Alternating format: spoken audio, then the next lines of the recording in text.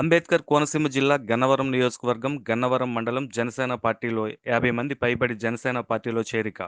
Janasena party incharge Giddi Satyanarayana అధ్యక్షతన జరిగిన Janasena party కార్యాలయం వద్ద లంకల గన్నవరం, గన్నవరం, అంబాజీపేటకు చెందిన పలువురు జనసేన పార్టీలో చేరి పవన్ కళ్యాణ్ ఆశయాలకు కట్టుబడి ఉంటామని, రానున్న కాలంలో జనసేన పార్టీ తరపున మరింత కృషి చేసి ముందుకు వెళ్తామని అన్నారు.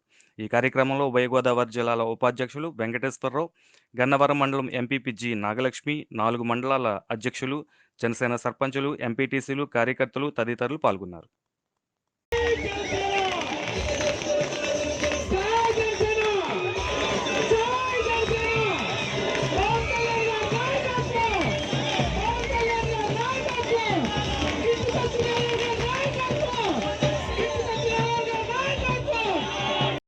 మనం ఎలక్షన్ అయిన తర్వాత 4.5 సంవత్సరాల నుంచి పార్టీ కార్యక్రమాలు మనంతా కలిసికట్టుగా చేసుకుంటూ వచ్చాం.